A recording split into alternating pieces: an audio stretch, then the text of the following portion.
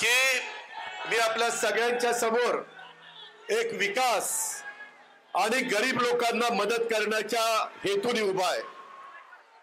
संपूर्ण राज्यामध्ये विधानसभेच्या निवडणुकीच्या निमित्तानं कानाकोपऱ्यामध्ये जाऊन आम्ही हाच विचार सर्व जनतेला सांगण्याचा प्रयत्न करणार आहे।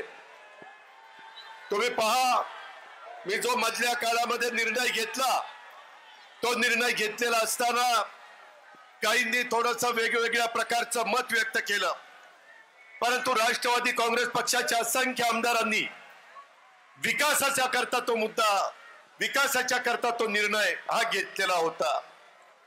आणि ते चित्र तुम्हाला सगळ्यांना पाहायला मिळालं।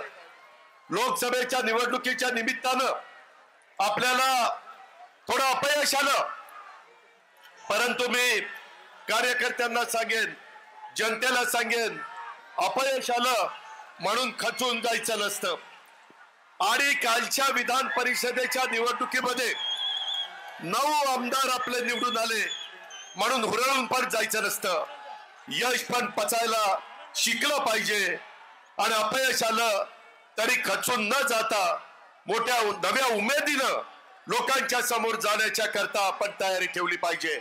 आणि तीच तयारी मी आणि माझ्या सगळ्या सहकारी मित्रांनी ठेवलेली आहे।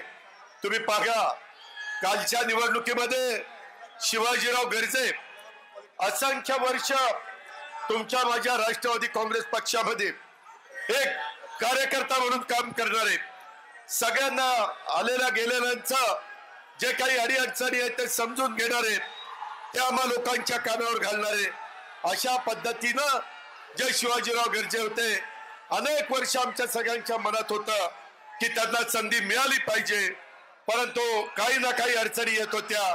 काल मात्र राष्ट्रवादी काँग्रेस पक्षाने शिवाजीराव गर्जेंना आमदार करण्याचं काम केलं, सगळ्यांनी आशीर्वाद देण्याचं काम केलं।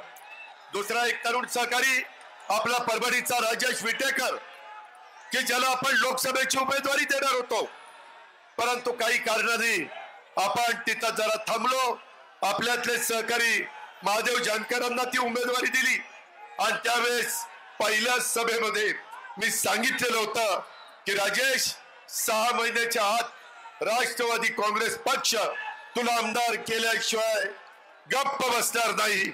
आणि तो निर्णय आपण कालच्या निवडणुकीच्या निमित्तानं उभ्या महाराष्ट्राला दाखवून दिला। आपण शब्दाचे पक्के आहोत।